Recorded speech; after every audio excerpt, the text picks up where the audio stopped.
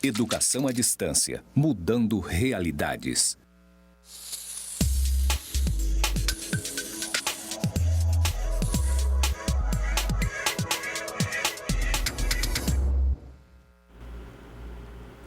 Olá! E aí, como vocês estão hoje? Estamos de volta, né, com mais uma disciplina nesse 5º módulo. Eu sou a professora Rose Silva, estarei com vocês aí hoje e amanhã trabalhando a disciplina de articulação do Conselho Tutelar de Direito com a rede. E a gente vai conversar bastante, vai bater papo, né? Você sabe aí como que pode acessar nas perguntas, né, através do grupo de WhatsApp. E vamos aí debatendo a política da infância e adolescência, né, com a maior qualidade e com um aprendizado muito maior, é o que a gente espera no final dessa disciplina. Hoje eu tenho o prazer, né, de ter aqui como nossa professora auxiliar, a professora Graciele, né? Seja muito bem-vinda ao nosso estado, né? E seja muito bem-vinda também aqui na nossa Escola de Conselhos da Amazônia Legal.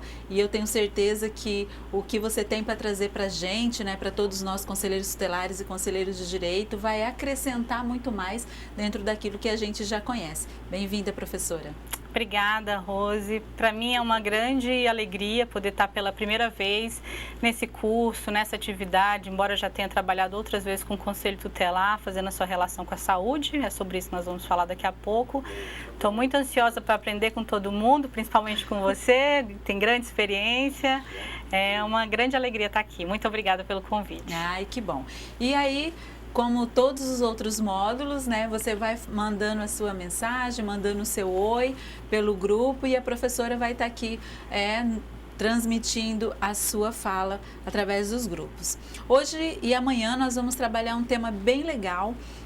Nós já passamos por várias disciplinas nessa escola de conselhos, disciplinas que se conversam entre elas, e agora a gente vai trabalhar um pouco como que tudo aquilo que a gente aprendeu dentro do sistema de garantia de direito, né, que nós aprendemos o que é o sistema de garantia de direito, de que forma que eu, conselheiro tutelar, que eu, conselheiro de direito, posso fazer a articulação, né, dessa rede. E aí a gente vê, percebe, ouve e passa por isso, né, que infelizmente nós temos muita dificuldade de que todo o sistema de garantia de direito entenda que ele faz parte da rede.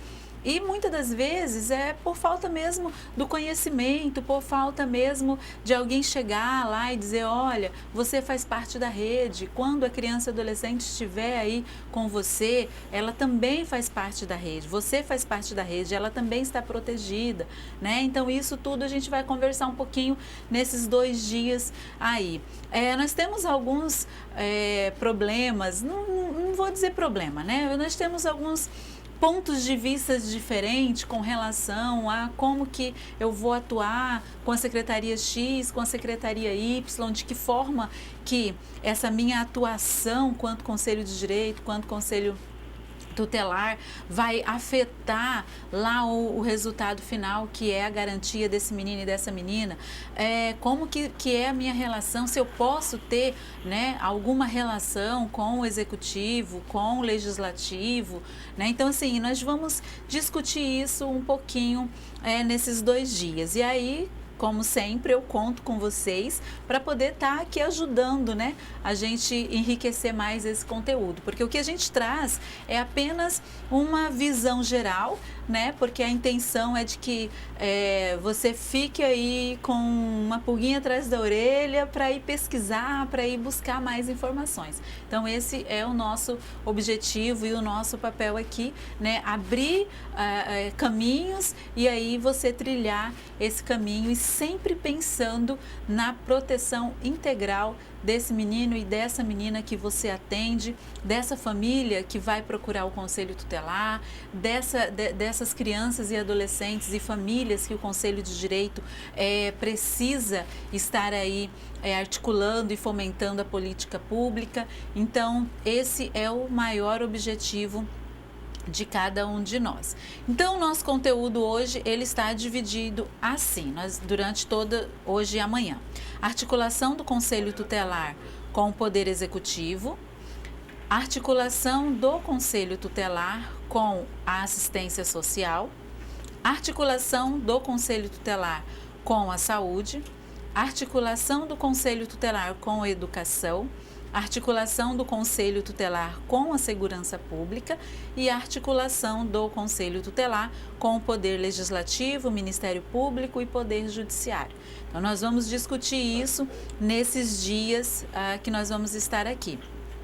É claro que o tema ele está especificamente falando de articulação do Conselho Tutelar, porém nós vamos também trabalhar, né, de que forma que o Conselho Municipal de Direito da Criança e do Adolescente também possa ter essa articulação com todos esses entes, com todos esses órgãos. Claro que nós temos outras instituições que também precisamos ter aí um relacionamento, termos aí uma relação, né, como algumas instituições da sociedade civil, que é de extrema importância estarem e fazerem parte desse ciclo de proteção da criança e do adolescente.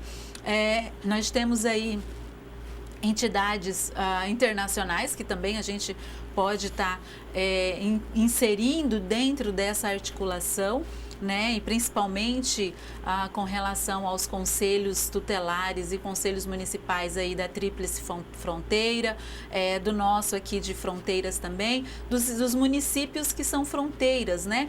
Então, esse é um ente também que nós, Conselho Tutelar e Conselho de Direito, precisamos entender que a gente precisa estar fazendo essa articulação, estar junto, estar próximo. Mas não me chamam para as reuniões, eu não sei quem é. Então, vai lá, você se apresenta, né, busca informação e aí nós vamos conseguir garantir, de fato, o direito desse menino e dessa menina. Então, o objetivo dessa disciplina ao final da disciplina, os conselheiros deverão estar cientes de que a articulação entre os conselhos e os órgãos públicos e sociedade civil é fundamental para que os direitos de crianças e adolescentes sejam garantidos de forma integral. É aquilo, né, vem reafirmando aquilo que nós estamos falando. Então, a articulação, ela é extremamente importante nesse processo de garantia do direito da criança e do adolescente, conforme diz o Estatuto, de forma integral. Então, a primeira coisa que eu tenho que ter em mente eu, conselheiro tutelar, e eu, conselheiro de direito, eu não posso estar inimigo das instituições. Eu não posso trazer para questões pessoais as instituições, porque se eu fizer isso, o que vai acontecer? Eu não vou conseguir garantir o direito desse menino e dessa menina. Então, eu não vou estar cumprindo o papel, aquela atribuição a qual a sociedade que me colocou quanto conselheiro tutelar, né, ou a instituição não governamental que me indicou quanto conselho de direito, não vai estar atingindo o objetivo final, que é a proteção integral. Então, a gente precisa entender isso e internalizar essa situação. Eu estou na função de conselheiro tutelar, eu estou na função de conselheiro de direito, né? Então, assim, não é a minha vontade, mas é aquilo que a legislação estabelece. E eu preciso ter uma relação aí, no mínimo, né, de respeito, se não de amizade, mas no mínimo de respeito com as outras instituições e órgãos e profissionais que atuam aí na área da infância e adolescência, ok? Então, a articulação do Conselho Tutelar com a rede de proteção torna-se uma teia de relações, desde as instituições de atendimento ou que trabalham em prol da efetivação dos direitos do público infanto-juvenil. Então, aqui a gente já pode dizer que matou metade da charada aí das nossas aulas, né, entre hoje e amanhã. Por quê? Né? De fato, essa articulação que o Conselho Tutelar e o de Direito precisa ter, ela se forma uma teia, né? de vários fios ali. Cada fio tem a sua função, cada fio tem a sua a sua importância dentro desse processo. Então, quando eu penso em criança e adolescente, eu preciso imediatamente, né, desencadear na minha mente, na minha caixinha aqui, criança e adolescente, né, a imagem aí de vários fios saindo, né, de dentro, vamos dizer, do Estatuto da Criança e do Adolescente. Então, vários fios ali saindo para garantir a proteção desse menino e dessa menina, né, que é o centro dessa teia. Então, a gente precisa ter isso em mente. E aí nós colocamos uma figura que tem várias pessoas, né, pensando e discutindo, né, e aí para quê? Para que o objetivo final seja alcançado, ok? Vamos para o primeiro ponto, que é a articulação do Conselho Tutelar com o Executivo. E isso, né, em algumas situações, isso é um pouco conflituoso, né? Então, como que o conselheiro tutelar pode estar tendo esse contato com o prefeito, tendo esse contato com o governador? Então, de que forma, como que eu vou poder fazer isso? Bom, o artigo 136, ele diz o seguinte, que o Conselho Tutelar tem importante papel na elaboração da política pública no âmbito da infância e juventude, visto que são atribuições do Conselho. Aí tem todo um elencamento de atribuições, né? E lá no inciso 9 ele vai dizer: assessorar o Poder Executivo local na elaboração da proposta orçamentária para planos e programas de atendimento dos direitos da criança e do adolescente. Pronto, o que é isso? Eu, quanto Conselho Tutelar, eu sei, né, e eu conheço a comunidade onde eu estou inserido, onde eu atuo. Então, eu entendo e sei quais são os problemas que nós vamos ter, né? E os problemas que a gente recebe quanto violação de direito. E a gente sabe que, passando para a questão de política pública, a gente precisa de recurso, né? Então, nem tudo a gente consegue fazer por parceria sem recursos. Então, como que o Conselho Tutelar vai garantir o direito desse menino e dessa menina se na elaboração, né, da proposta orçamentária desse município ele não participa, né? Então, eu não consigo dizer para o Executivo, né, qual é a demanda maior que nós temos ali no município. Ah, mas isso não é função do CMDCA? Também é função do Conselho Municipal, né, estar participando na elaboração dessa proposta, né? Então, assim, quanto conselho, os dois conselhos precisam estar juntos, né, na elaboração e na construção dessa proposta orçamentária. Mas o que acontece? A lei especifica também que é obrigação, é atribuição do conselheiro tutelar. Ah, mas eu não sei, a gente não sabe, o nosso colegiado não sabe quando que são os prazos, quando que começam a discutir, né, a questão da LOA, a questão do PPA, como eu não sei quando que é. Então, sugestão para você. No início de cada ano, você já manda aí um ofício para a secretaria, né, para o gabinete do prefeito, informando que é atribuição do conselheiro tutelar, conforme o artigo 136 do Estatuto da Criança e do Adolescente, inciso 9, ele está dizendo que tem que participar da elaboração.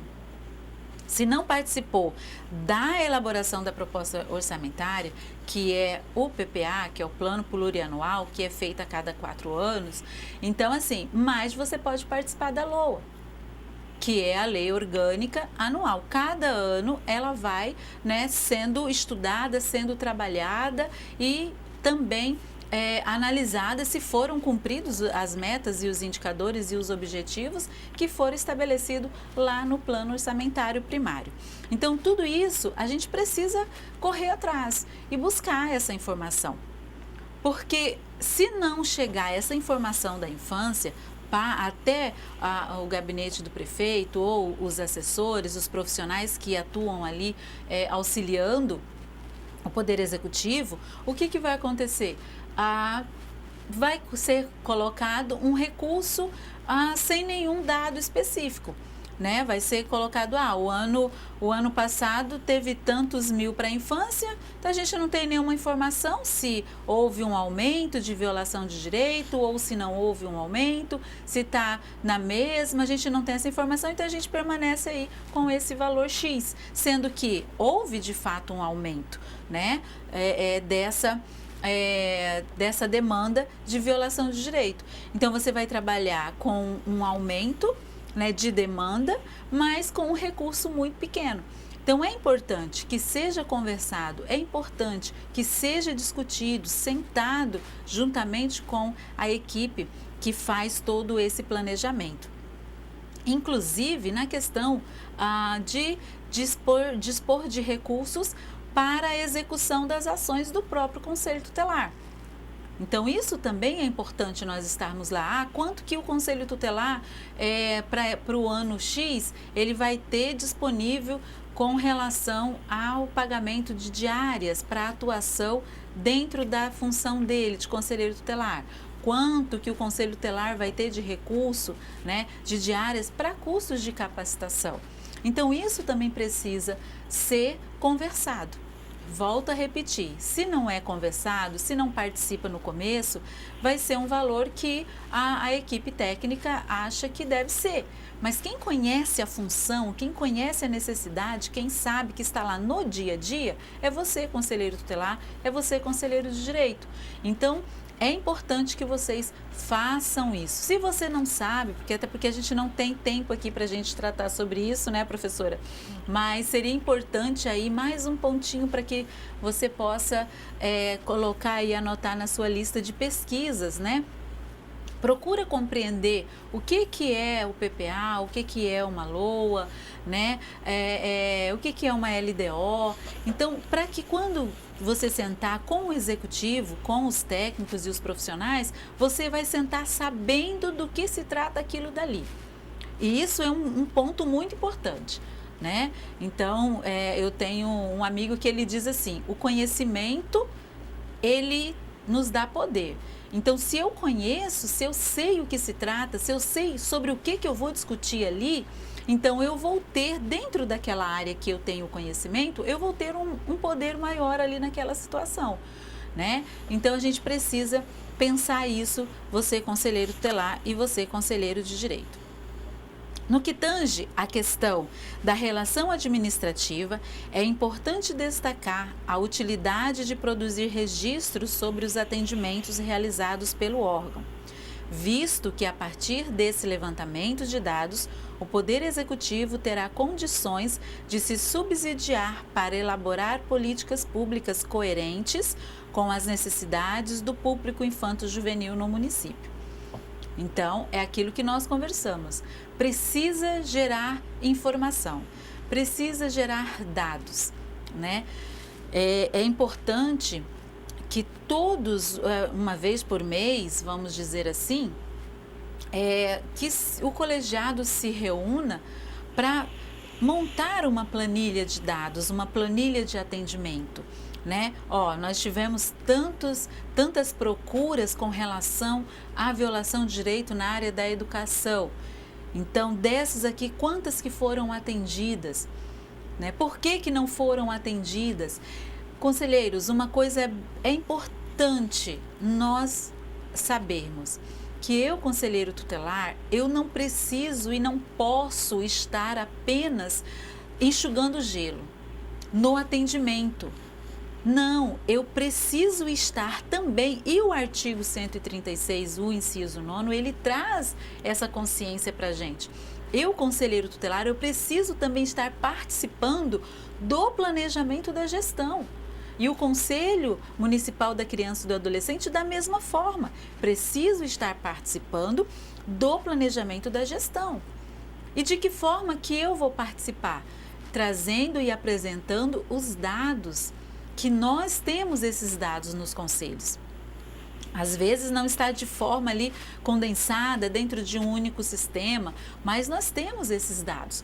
Então isso é importante, porque se a gente ficar apenas nos atendimentos, que são importantes e devem ser feitos, porém a gente ficar só ali, a gente não vai conseguir fazer a questão da gestão.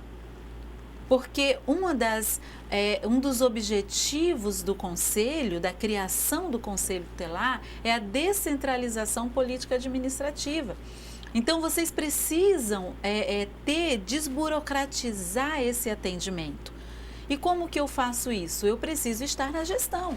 Eu preciso discutir o planejamento que essa gestão está fazendo, e especificamente na área da infância e na área da adolescência, que é onde vocês atuam, certo? Então é importante a gente entender isso, que eu preciso de dados para que encaminhar ao Conselho, ao Poder Executivo.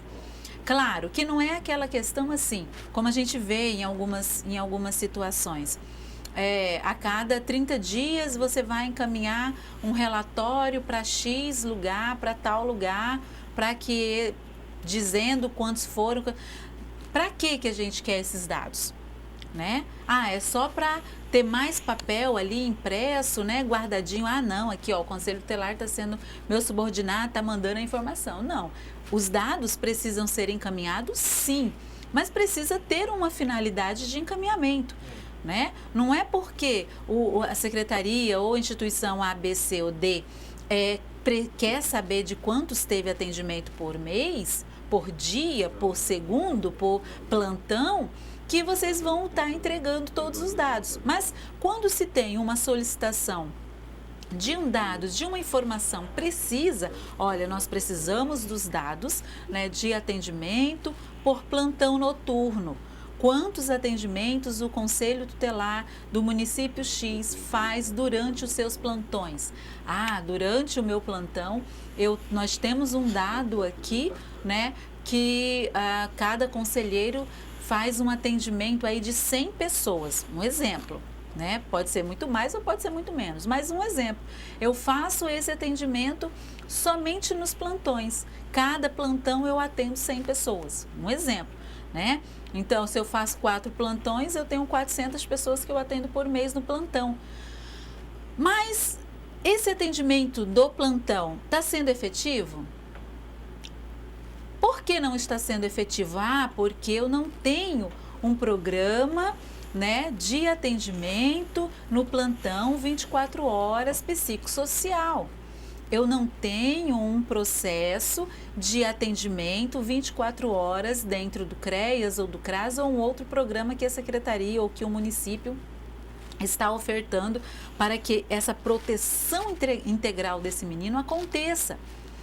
Então é um dado legal. Então nós vamos fazer os dados, vamos fazer os levantamentos, né? Então, se eu tenho tantos, o conselho encaminhou, não tem para onde encaminhar, o conselho vai acolher. Mas o conselho está colocando muito menino no acolhimento institucional. Mas, claro, eu não tenho uma estrutura, né, para poder fazer o atendimento. E como que eu vou cobrar essa estrutura para fazer esse atendimento? Eu vou brigar, eu vou espernear, eu vou, né, ir lá no gabinete e falar isso, falar aquilo. Não, eu vou demonstrar com dados. Porque a administração pública, ela trabalha a partir daquilo que está escrito. Então, se eu apresento dados concretos de que durante os plantões eu não tenho um retorno, ou durante os plantões eu tenho que acolher mais meninos e mais meninas que eu poderia estar encaminhando para uma família extensiva, por um atendimento psicossocial ali de imediato, naquela madrugada, que poderia amenizar como diz, a confusão ali familiar, né? Então, assim, eu tenho isso? Não. Então, eu preciso colocar esse dado e sentar com o executivo e no planejamento da elaboração da proposta orçamentária, eu vou dizer, olha, a gente precisa ter um atendimento 24 horas para o atendimento desse menino e dessa menina. Porque o Conselho Tutelar, só ele de plantão, não vai fazer muita diferença. Vai fazer diferença, sim, mas não tanto quanto deveria fazer se eu tenho uma rede de proteção que faz o atendimento 24 horas. Então, prefeito, olha, dentro disso que nós fizemos o levantamento, isso é planejamento. Isso é estar planejando junto da gestão a política da criança e do adolescente. Então, você vai mostrar para a equipe do prefeito, né, ou a equipe que faz todo o procedimento da elaboração orçamentária, vai dizer, olha, nós precisamos colocar no orçamento do próximo ano um recurso X, porque nós vamos precisar ter aí um programa, né, que atenda 24 horas. Ah, mas de que forma que esse programa vai atuar? Ah, eu vou ter que ter plantonista, então eu vou ter que pagar hora extra, adicional noturno, para o assistente social, para o psicólogo, para o motorista que vai ficar à disposição, para o educador social, que também vai tirar o plantão. Então, quanto que isso vai ser? Qual o impacto na folha que a folha funcional de recursos humanos vai ter dentro do município no ano que vem? Isso é planejar. Isso é estar dentro da política pública da criança e do adolescente, atuando, porque não adianta eu mandar um documento para a secretaria para que ela crie o programa, crie o serviço, sendo que eu não sentei antes para discutir a questão orçamentária. Ah, mas eu vou encaminhar para o Ministério Público, eu vou representar no Judiciário e tal, eu vou chamar a imprensa, vou fazer aquilo outro. Ok, mas o que o Conselho fez? Só mandou o ofício? Não, nós vamos fazer tudo isso, vamos representar no MP, no Judiciário e tal. Mas o Conselho mostrou por dados, o Conselho mostrou dentro da atribuição deles, a dificuldade, a falta de atendimento para esse menino, para essa menina, o que isso está causando lá na frente. Então, essa articulação, ela é importante, Então, assim, mas não deveria acontecer, né? Mas, infelizmente, em algumas situações acontece. Ah, mas eu não gosto desse prefeito, eu não sou desse partido A, B, C, D, enfim, né? Não deveria acontecer, mas acontece. Mas independente do que eu acho ou deixo de achar do prefeito que está ali ou da equipe que está trabalhando, eu preciso entender que o meu papel ali é articular a política pública da criança e do adolescente. Porque todos esses cargos acabam passando, mas os nossos meninos e as nossas meninas vão permanecer com seus direitos violados, se eu, conselheiro tutelar ou eu, conselheiro de direito, não estiver fazendo aí o meu papel quanto sentar e planejar, né, juntamente com o executivo, ok? Ainda falando dessa questão do planejamento juntamente com o Poder Executivo. O que a gente precisa também entender é que antes de eu sentar junto com a equipe, eu preciso discutir isso com o meu colegiado. Vejam, desde o primeiro módulo até agora o nosso último módulo, a gente sempre vem falando, todos os profissionais que passaram por aqui, né, falando de que o colegiado precisa estar unidos, precisa estar fortalecido, porque se eu tenho um colegiado unido e fortalecido, tanto de direito quanto tutelar, eu vou ter uma maior facilidade de garantir o direito desse menino e dessa menina. Então, eu preciso discutir isso em colegiado. Não é eu pegar os dados, colocar embaixo do braço e ir direto lá, não. Eu preciso sentar com o meu colegiado e discutir, né? Então, é importante, né, que a gente compreenda isso, que a gente compreenda como que é o processo. Porque o ser conselheiro tutelar, ele é a mais de só um atendimento. Ele precisa saber como que as políticas funcionam, né? Então, por isso que a Escola de Conselhos, ela surge nesse momento em que as políticas públicas precisam ser discutidas entre os conselheiros para que eu possa ter uma efetivação maior. Então, é importante que você também discuta junto com o seu colegiado de que forma que você vai estar dando esse assessoramento na lei orçamentária. Vejam que quando o Estatuto da Criança e do Adolescente, ele diz aqui no inciso Nono, assessorar o Poder Executivo local na elaboração da proposta. Esse assessoramento, ele é além, né? A gente já viu algumas coisas aqui, ele é muito além de eu simplesmente ir lá e mandar um dado, né? Ele perpassa por outras questões também de conversação, de discussão. Agora, articulação do Conselho Tutelar com a assistência social. Aqui a gente vai conversar um pouquinho mais, né? Porque, infelizmente, essa articulação com a assistência social, ela é uma articulação um pouco que, infelizmente, dolorosa, né? Vamos colocar assim, é dolorosa com a assistência. Então, a gente precisa entender alguns pontos, né? Entender por que naquele momento a minha requisição não foi atendida, né? O que faltou para que esse direito seja garantido dentro da assistência social? Então, a gente vai conversar um pouquinho sobre isso. Bom, a relação administrativa do órgão perante a administração pública se dá por meio desta secretaria. Ou seja, né, vamos dizer que 99,9% são ligados, né, de conselhos tutelares, são ligados, estão vinculados à Secretaria Municipal de Assistência Social. Então, a grande maioria, né, não vou pôr 100%, né, apesar de que eu imagino que tenha 100%, mas não vamos pôr 100%, né, 99,99 e alguns, né, 9999, elas estão vinculadas às secretarias de assistência social. A instituição, é o órgão onde mais os conselheiros tutelares e os conselheiros de direito estão no dia a dia, né? Trabalham mais ali ombro a ombro. Então, muitas das vezes, esse trabalho do dia a dia, em algum momento, ele pode acontecer uma aresta, ele pode, né, nascer um espinho ali onde que não deveria ter nascido. Então, a gente precisa hoje compreender, dentro daquilo que a gente vai conversar aqui, das atividades que nós vamos fazer, que é importante esse boa convivência com a Secretaria de Assistência, uma boa articulação com essa secretaria. Vejam, eu estou dizendo que uma boa articulação e uma boa convivência. Eu não estou dizendo, né, desculpa aí a palavra, mas puxa-saquismo ou assistencialismo ou outra coisa. Eu estou dizendo no campo profissional, que eu preciso ter uma articulação, que eu preciso ter um bom relacionamento.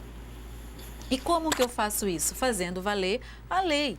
Mas para que eu faça valer a lei, eu tenho que saber qual é a atribuição de cada ente que faz parte dessa Secretaria de Assistência, né? Eu não posso, por exemplo, requisitar, eu não posso requisitar um psicopedagogo para a Secretaria de Assistência Social, porque ele é da área da educação, é uma outra área, né? Então, mas eu requisitei, a Secretaria não fez, eu vou representar lá no Judiciário, lá no Ministério Público e tal. Mas a requisição foi feita para um órgão, para uma entidade, né, que não é competente para isso.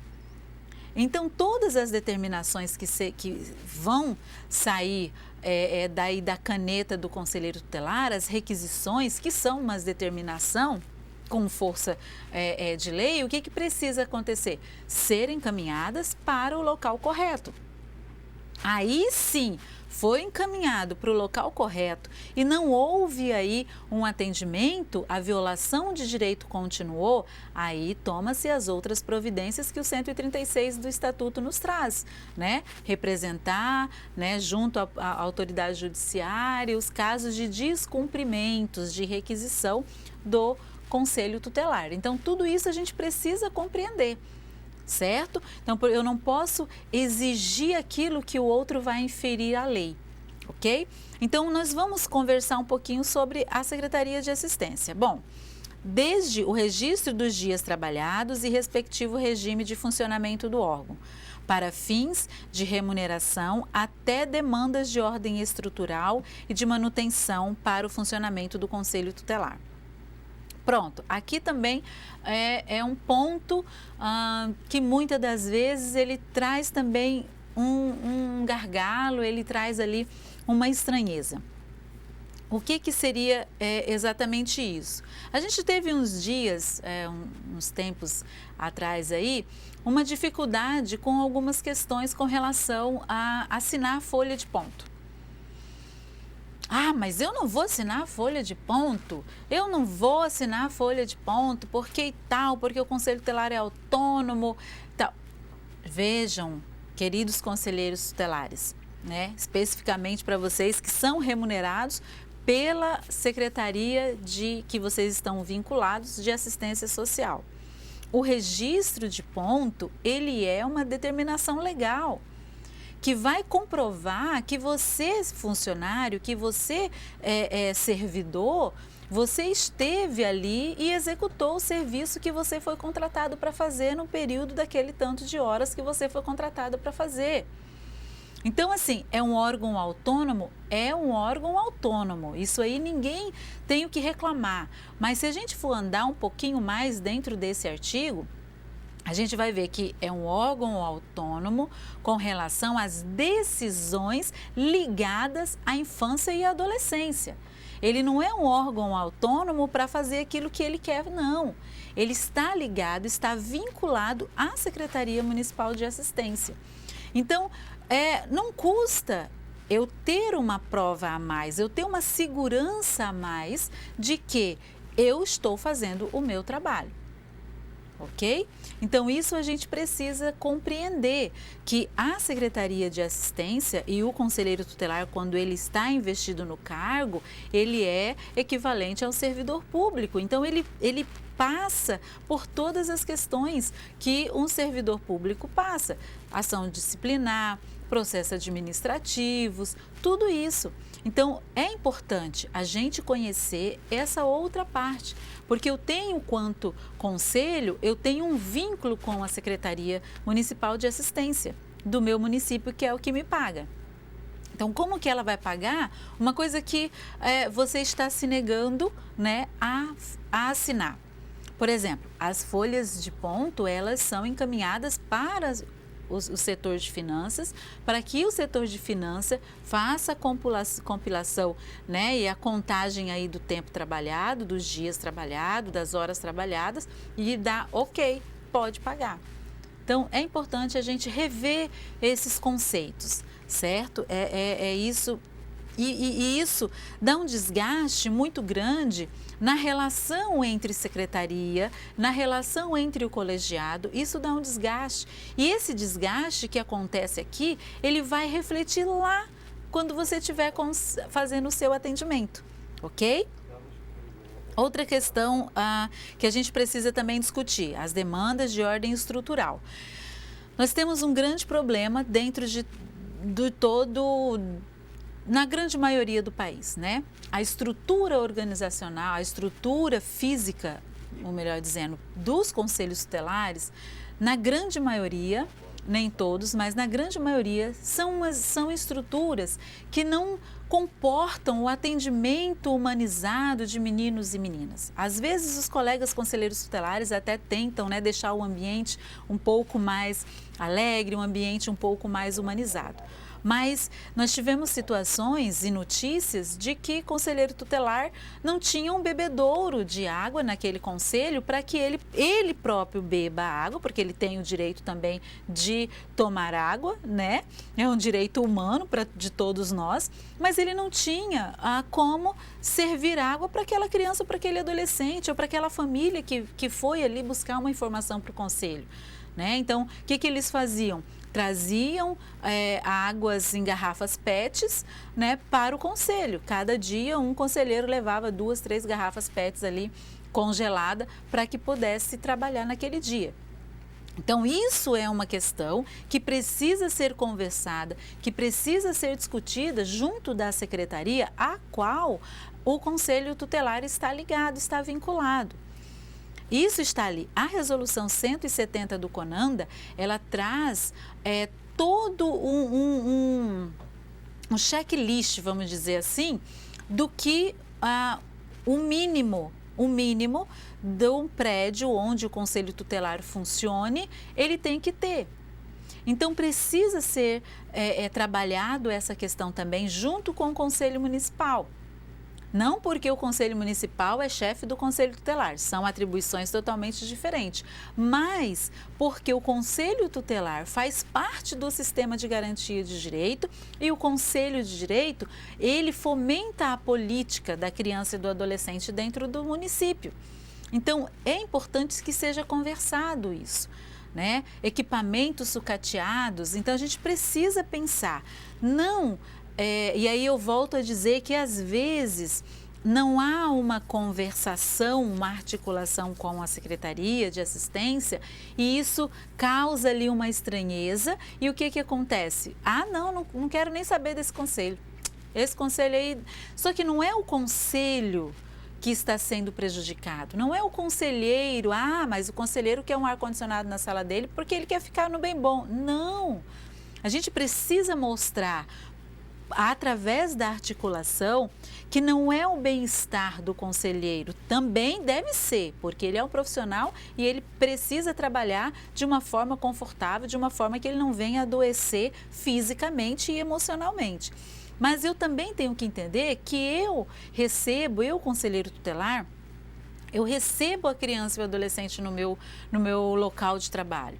Eu faço o atendimento desse menino e dessa menina. E se ele não tem um mínimo de estrutura para que ele possa ficar, para que ele possa atuar, para que ele possa ser garantido o direito dele, toda a estrutura é comprometida. Então, não é só o conselho que vai sair feio na foto, mas toda a estrutura governamental vai sair feio na foto. Porque eu vou estar dando um atendimento precário para aquela população que está em vulnerabilidade, aquela população que quando ele vai buscar o conselho tutelar, ele já correu por todos os lugares. Ele é o último lugar onde que a pessoa diz, ufa, espero que aqui eu consiga a solução. E aí entra num conselho, né, que não tem uma estrutura. Então, isso é importante da gente estar conversando, da gente estar discutindo. Mas volto a dizer, de uma maneira respeitosa. Não deu certo nada disso, aí a gente utiliza os dispositivos que tem na legislação, né? Os dispositivos que tem na legislação. É fácil, Rose? Não é fácil. Não é fácil. Não vim aqui dizer que é fácil, é ótimo, tudo mil maravilhas. Não é fácil. Porque a grande maioria não compreende o papel de fato do conselheiro tutelar. E aí, quando a gente vai pedir isso, discutir isso, é um Deus nos acuda. Uma outra questão que também cai ainda nessa questão do conselho, de manutenção do órgão, uma coisa que é bem recorrente, e a gente ouve muito isso, e a gente acompanha em algumas situações, em alguns casos, no sentido de que, houve uma situação de violação de direito desse menino e dessa menina, 10 horas da manhã, um exemplo. E aí o conselho vai fazer as requisições, o conselho vai fazer as articulações, vai fazer as conversas e tal. Só que esse menino está dando meio-dia e esse menino não tomou café, essa menina ou esse menino não tomou café, não lanchou, está com fome. E aí, assim, claro, não vamos fazer comida nos conselhos, né? Não é, vamos servir comida no conselho. Mas o conselho precisa ter, o órgão precisa ter, no mínimo, uma bolacha, um biscoito, um Nescau, para que essa criança e esse adolescente que está sendo atendido naquele momento, o direito à alimentação dele seja garantida, no mínimo isso no conselho. Tá? Então, isso também é importante a gente discutir, a forma de funcionamento e de atendimento e atuação desse menino e desse conselheiro frente à Secretaria de Assistência. Tem muita coisa aí que a gente precisa pôr num papel, né? E dizer, olha, a gente depende disso, a gente precisa disso, essa é a situação, essa é aquela situação, mas eu preciso ter dados. para isso. Quando eu tenho um argumento, né, diz aí o ditado popular que contra fatos não há argumentos. Então, se eu mostro, né, se eu chego na administração pública e digo, olha, nós atendemos esse conselho, nós atendemos no mês X tantas crianças nesse período que estão nessa situação. Então, a gente precisa ter aí, no mínimo, alguma coisa que essas crianças se alimentem. Uma questão também que a gente vê muito, falando ainda com relação à alimentação, de conselheiros tutelares que precisam encaminhar esse menino ou essa menina para um local distante dentro do território, né? Porque o conselho tutelar não faz recambiamento de menino nem de menina, então isso você já aprendeu lá na atribuição de conselheiro, né? Que o conselho não faz isso. Mas na zona rural, num distrito que faz parte ali da circunferência do seu município, o que acontece? Mas está no horário X, os meninos não comeram, não tem nada. Então, o conselheiro precisa ali tirar do bolso para que ele faça isso. Mas isso precisa estar previsto lá na execução, lembra da lei orçamentária? Isso precisa estar previsto lá na execução da lei orçamentária também da secretaria. Isso tudo tem que estar conversado, porque são coisas que acontecem, não é uma vez ou outra, né? Você, conselheiro tutelar, sabe disso, que não é uma vez ou outra que acontece. Isso acontece sempre, sempre, e é importante que seja conversado, ok? Nós temos 3 minutinhos, eu vou fazer a leitura aqui com relação aos serviços, né? Mas nós vamos conversar bem mais depois que a gente voltar da nossa atividade, tá? Em relação aos serviços ofertados pela assistência social, temos o embasamento legal da LOAS, Lei Orgânica da Assistência Social, e a Resolução 109 de 2009 do Conselho Nacional de Assistência Social.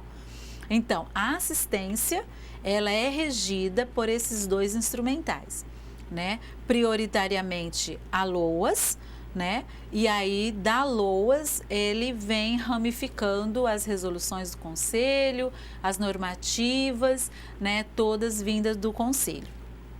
E também a Constituição Federal, ela diz lá que a assistência social será prestada a quem dela necessitar. Então, tem todo ali um embasamento legal para que esse sistema de assistência social, ele funcione. Volto a repetir, é um sistema de assistência social e não de assistencialismo, não meramente dar uma cesta básica, não meramente dar um objeto X, Y, Z. Vai além disso, né? Muitas das vezes, o fato do serviço disponibilizar uma cesta básica vai salvar a vida daquela família naquele momento, mas é importante que vá além no atendimento. E aí, né, essa resolução 109, que ela trata sobre a tipificação dos serviços socioassistenciais, entre outros dispositivos. Então, dentro da resolução, ele vai fazer distinção entre 2 níveis, né? Então, são os níveis de alta complexidade e o nível de baixa complexidade, e também ele trabalha a proteção social básica e a proteção social especial. Mas a gente vai conversar isso daqui a pouco, depois que a gente voltar nos nossos 20 minutinhos aí, que nós temos da atividade de sala. Nós temos uma atividade bem legal, que vocês vão gostar de fazer, e a gente volta em seguida com os 20 minutinhos, já com as suas considerações, com tudo aquilo, trabalhando a atividade, junto com aquilo que a gente tem conversado até agora, tá bom? Professora, obrigada e até daqui a pouquinho. Eu que agradeço, até já.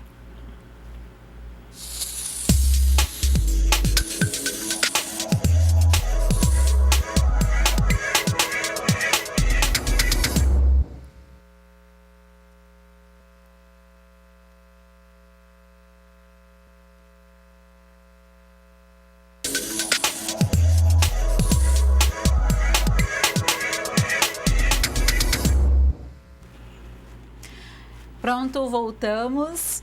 E aí, vi aí no grupo que vocês se movimentaram, fizeram as atividades muito bem, parabéns para vocês que fizeram, quem ainda está fazendo, e aí enquanto você vai terminando a sua atividade, a gente vai conversando por aqui. Professora, temos o que aí desses meninos e meninas que estão respondendo para nós? Professora, nós tivemos assim uma boa participação, assim, acho que a fala mobilizou bastante os cursistas que estão ouvindo, né, e que de fato condiz muito com a realidade. Tivemos inúmeras participações, vou falar algumas aqui, mas por favor todos sintam-se contemplados aí, que a professora vai tentar responder todas as questões. Primeiro, a Isabel Cambraia, do Polo de Macapá, ela falou que essa falta de apoio dos gestores, né, para os conselhos tutelares, de fato, causa um certo desânimo, né, para desenvolver os trabalhos profissionais, e falou também da realidade, dessa questão da desestrutura, né, que de fato falta água, falta outras questões que são muito básicas para a qualidade do trabalho. Outros comentaram, né, com essa mesma característica, falando dessa realidade também nos seus territórios. Outros profissionais, outros cursistas colocaram aqui a foto, sua foto lá, ó, que eles estão assistindo, né? A Mari colocou aqui, dizendo que estava todo mundo ligado, outras fotos de outros cursos, gostando, hein? Pode mandar foto aí, para a gente conhecer bem os rostinhos de vocês. Alguns perguntaram bastante da atividade, estava todo mundo bem ansioso para saber qual que seria passar para eles, né? Deixa eu ver aqui mais alguma que seja diferente. O Peterson Bruno, ele mandou uma pergunta interessante, que ele fala assim: quantos conselheiros têm ligação partidária com o governo municipal e não pode reivindicar os recursos para o conselho tutelar? É correto ter este vínculo com o governo? Bom, deixa eu responder essas outras, né, gente? Legal, obrigada pela participação. Isso é muito bom, né? Isso é a interação aqui e esse instrumental hoje da tecnologia nos proporciona isso. Mas, Peterson, assim, não é que seja ilegal, né? Porque no nosso país hoje a filiação partidária ela é, né, voluntária, quem tem interesse em se filiar em algum partido, nada que impeça de que aconteça, nem mesmo, né, para se candidatar a conselheiro tutelar. Agora, sim, de fato, se esse momento em que a questão partidária ela está acima do interesse da criança e do adolescente, aí sim causa-se um problema muito grande. Aí a gente tem um problema muito grande. Por quê? Porque eu preciso defender não os ideais do partido que eu milito, mas sim da criança e do adolescente que está ali, desde que esse gestor que está ali, que é do meu partido, ele está infringindo ao Estatuto da Criança e do Adolescente. Então, assim, a partir do momento em que o interesse pessoal ele está acima do interesse coletivo, aí nós temos um problema, né? Como sugestão, conversar com esse conselheiro em colegiado, dizer, olha, conselheiro, a questão partidária não pode estar acima da proteção integral da criança e do adolescente, né? Então, o colegiado tem força para conversar, tem força para representar o executivo, se for o caso e assim for determinado, independente desse colega que tem aí a sua filiação partidária, que é extremamente normal e também garantido na legislação. Mas esse colega precisa compreender que os interesses partidários precisam e devem estar abaixo, né, dos interesses da criança e do adolescente. Esses são interesses de vida, né? São interesses que a Constituição Federal ela traz dizendo que é o superior interesse da criança e do adolescente. Então, a gente precisa ter esse cuidado. E assim, o método, né, de escolha do conselheiro tutelar, nesses últimos processos, nesses últimos momentos, ele tem proporcionado uma dessas questões. Ele tem proporcionado essa questão das filiações partidárias, do interesse partidário, de estar participando, né? Então isso é meio que perigoso. Então a gente precisa mesclar isso, né? E assim, com toda sinceridade e com todo cuidado e carinho, se o interesse seu é medir voto, se candidate para conselheiro, para vereador e não para conselheiro tutelar. Com todo carinho, com todo cuidado mesmo, eu falo isso. Por quê?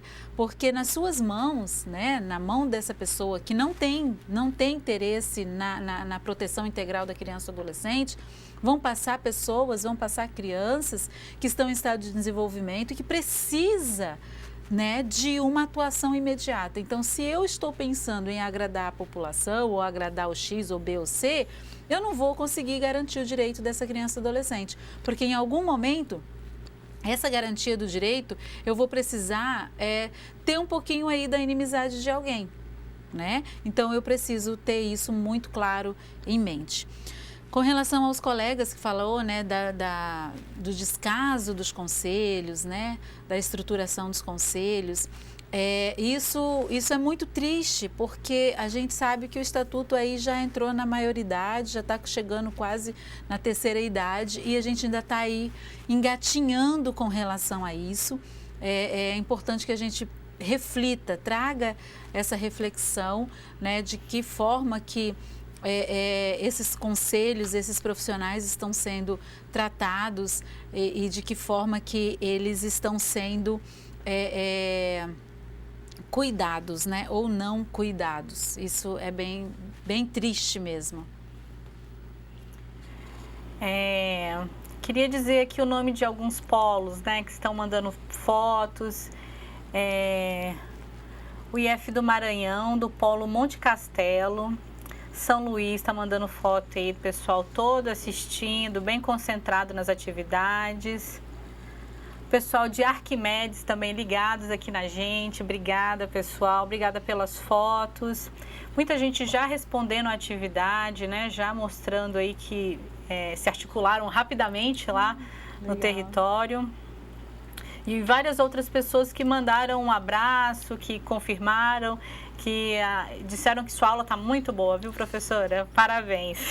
Obrigada a todos vocês que são maravilhosos, assim, que dá essa energia para que a gente possa continuar trabalhando. Mas assim, beijo para todo mundo, um cheiro, né? Vamos lembrar aqui do nosso professor Humberto, um cheiro para todo mundo que está aí, todos os polos. Bom, vamos lá para nós continuar conversando. Eu sugiro como título de leitura e pesquisa e estudo mesmo que vocês, ao chegar na casa de vocês, baixem, né, a resolução 109, alguns colegas estavam perguntando, é a resolução 109 do Conselho Nacional de Assistência Social. Se você esquecer o número da resolução, você pode colocar assim no Google, tipificação dos serviços socioassistenciais. É mais difícil, né? Mas você vai também achar esse material lá que é muito bom. E dentro dessa tipificação, ele vai dizer, nós vamos conhecer alguns dos serviços que são ofertados tanto na alta complexidade quanto na média complexidade, mas a gente não vai ter tempo de adentrar em cima de cada um dos serviços. Então, essa resolução, essa tipificação dos serviços, ela vai trazer para você um esmiuçamento de quê? De todas as ações dos serviços que são prestados pela assistência social. E dentro disso você vai conseguir saber para onde você vai encaminhar a sua requisição, ok? Lembrando que a gente aprendeu lá na atribuição de conselheiros tutelares, né, que conselheiro tutelar requisita serviços, ok? Requisita serviço. Então, vamos continuando. A segunda resolução 109, os serviços socioassistenciais são organizados por níveis de complexidade, sendo proteção social básica, proteção social especial de média e alta complexidade. Então, a da básica, ela não tem subdivisões. Agora, a proteção social especial, ela se subdivide em média e alta complexidade. Bom, vamos conversar um pouquinho. A gente tem alguns colegas, professora, que são dos CRAS, são dos CREAS, então essa terminologia eles estão bem familiarizados, né? Então, assim, nós vamos conversar um pouquinho sobre quais são os serviços de proteção social básica, né? É o item 1 dentro da resolução 109. Primeiro, o que o serviço de proteção social básica ele traz em subserviços, vamos colocar assim. Serviço de proteção à atenção integral à família, o PAIF, né, que é um serviço prestado dentro dos CRAS, os CRAS é o Centro de Referência da Assistência Social. A gente já conversou sobre isso também com relação ao Sistema de Garantia de Direito. Então, dentro desse serviço, que ele está ligado ao Serviço de Proteção Social Básica, ele vai ofertar a proteção e atendimento integral à família, o PAIF. O outro, também dentro ali da proteção básica, serviço de convivência e fortalecimento de vínculos. C, serviço de proteção social básica no domicílio para pessoas com deficiência e idosas. Olha só, o que é interessante a gente saber para diferenciar, porque assim, quando que é básica e quando que é especial, eu não sei, não consigo discernir quando que é um serviço e quando que é outro. Simples.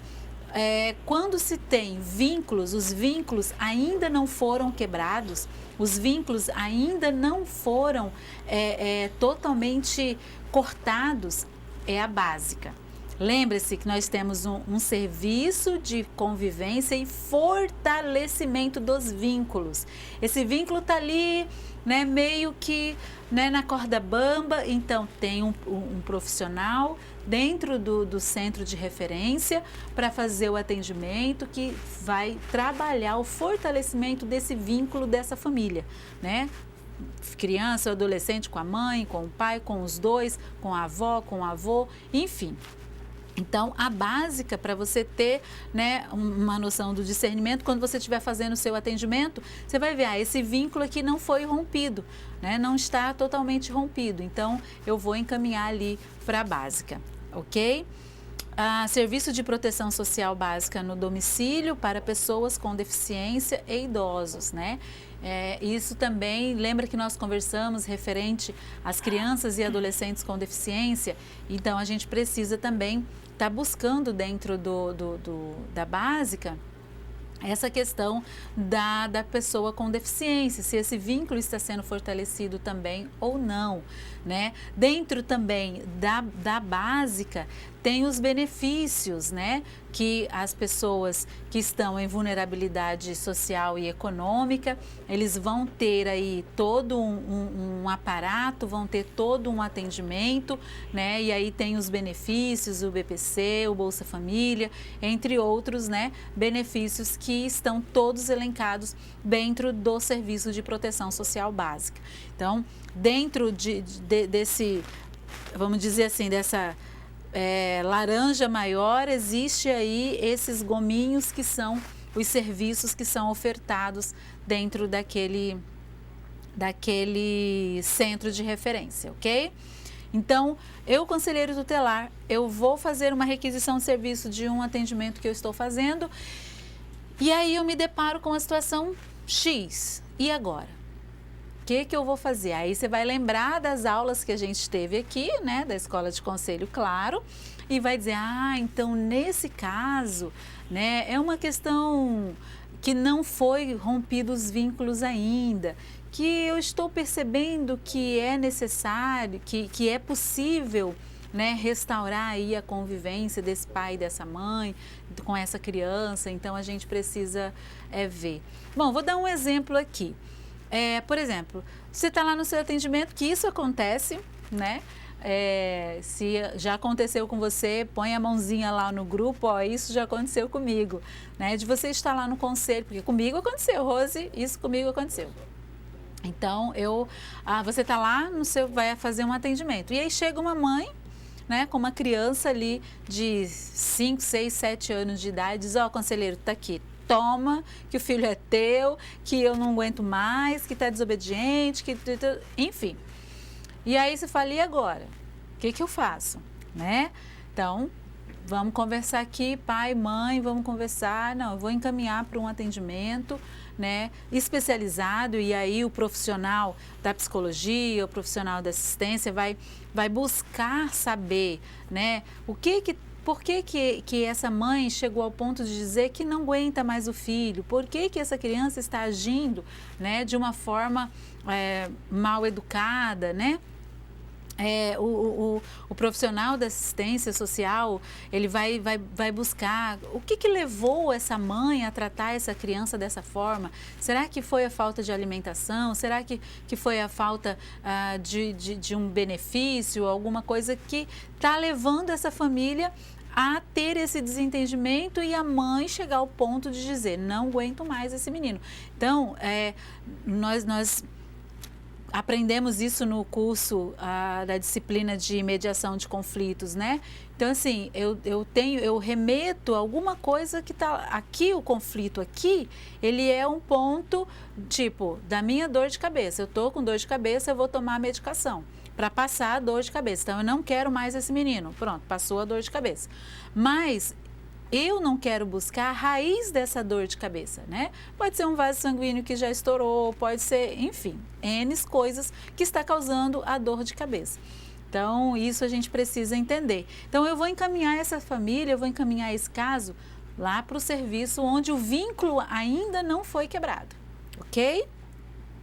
Tem mais alguma coisa aí nesse sentido, professora, que a gente está falando? Não, por Estão enquanto prestando atenção, ainda, né? Respondendo as questões e, novamente, fotinhas legais das turmas, viu? No final, a gente vai mandar mais abraço aí pro pessoal. Ah, muito bom. Então, vamos continuar aqui. O segundo ponto é o serviço de proteção social especial. Lembra que nós conversamos lá que a especial, ela se subdivide, né, em média e alta complexidade.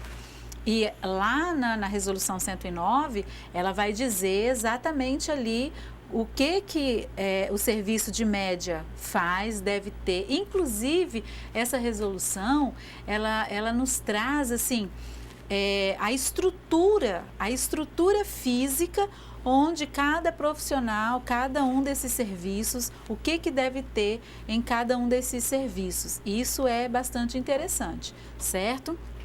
Então, agora nós vamos conversar um pouquinho sobre o Serviço de Proteção Social Especial de média complexidade. Média complexidade, tá? Primeiro, o Serviço de Proteção e Atendimento Especializado a Famílias e Indivíduos.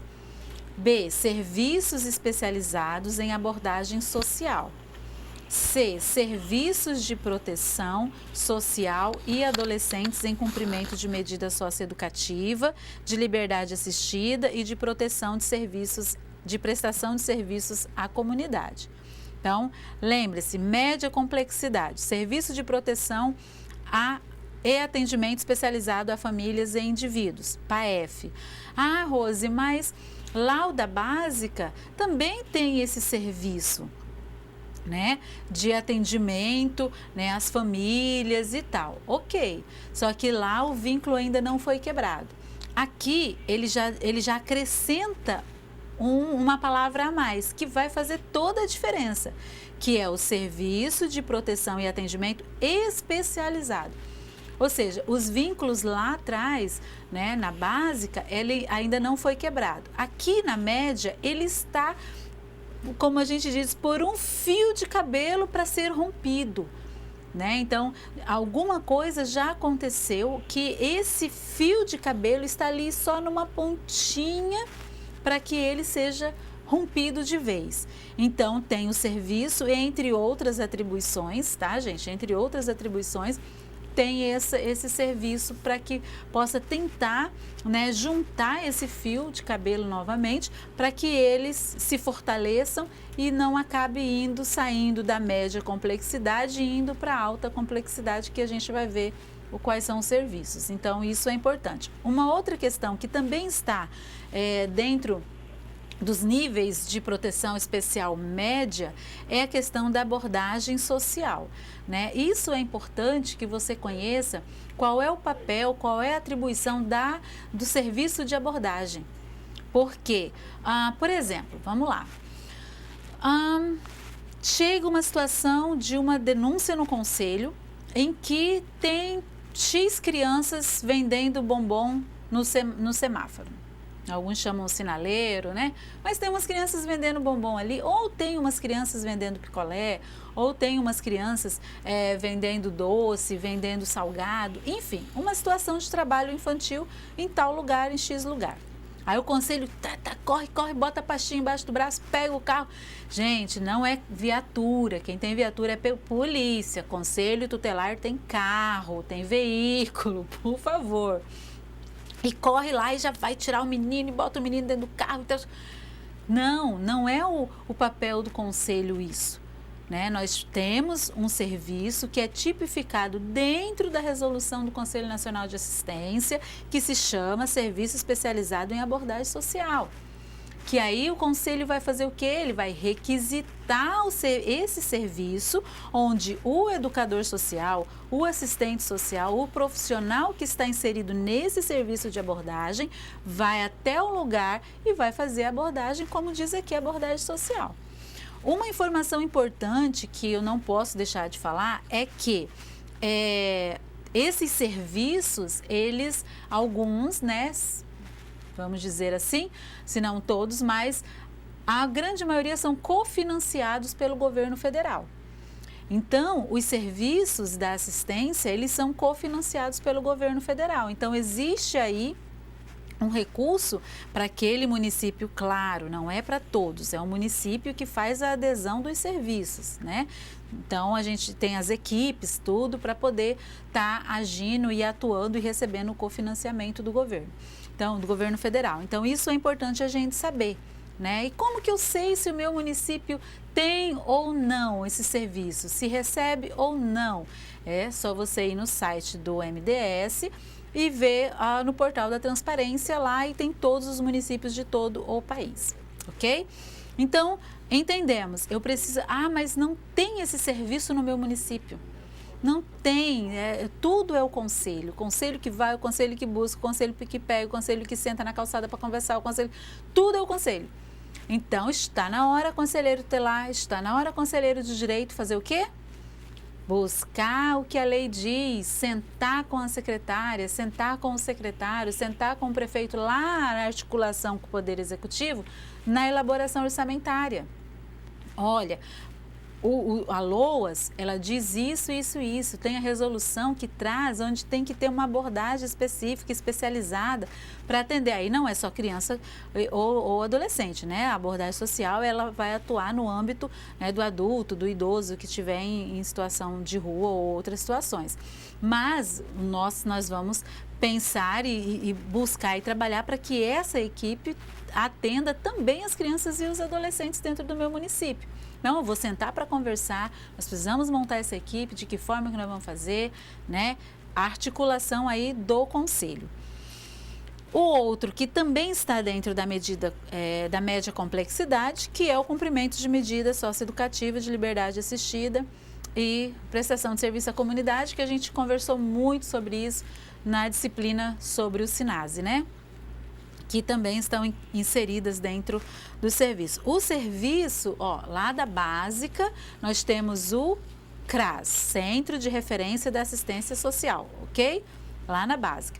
A especial, nós temos os CREAS, que é o quê? O Centro de Referência Especializado da Assistência Social. Então, a palavra especializado, nesse contexto, né, e ela já traz assim, é algo mais elaborado, é algo mais específico, né? Então, eu estou vendo, vamos supor, eu estou vendo aqui uma formiga, um exemplo, né? Mas aí eu vou e coloco uma lupa. Então, eu vou ver detalhes dessa formiga que está aqui. Não tem formiga não, tá? Só estou dizendo. Então, assim, isso pode acontecer. E o especializado, ele diz isso. Eu tenho uma visão geral aqui, mas eu preciso focar especificamente nesse assunto. Então, eu vou estudar esse assunto mais a fundo, eu vou buscar mais informações sobre esse assunto. Então, essa é a diferenciação do especializado. Não que o outro não seja, mas não minuciosamente quanto os CREAs, ok? Então, assim, dentro disso, nós temos a média complexidade e a alta complexidade. Vocês nunca mais vão esquecer isso. Ainda temos o Serviço de Proteção Social Especial para pessoas com deficiência, idosas e suas famílias. Lá na básica, a gente tem esse serviço também, não é? Lembra que a gente viu? Então, esse aqui, a diferenciação é a palavrinha especial, né? Então, é um serviço mais especializado, onde o vínculo já está por um fio de cabelo para que ele seja quebrado de vez e aí passar para alta complexidade. Então, dentro disso, a gente precisa pensar, né, como que o meu atendimento vai atualizar. E também dentro da média temos o serviço especializado para pessoas em situação de rua, que é um outro serviço que também trabalha de mãos dadas com abordagem social para que possa ver e trazer aí, tirar das ruas pessoas que estão em situação de rua. E nós temos muitas crianças e adolescentes que estão em situação de rua. Vejam, a criança que está vendendo no sinal, um exemplo, nem sempre ela é situação de rua, ok? Então, a gente precisa entender isso. Então, uma das características da pessoa em situação de rua é aquela pessoa que mora nas ruas, que tem a rua como sua casa, tem a rua como seu lar, né? Lembra que ele também tem o direito de ficar na rua.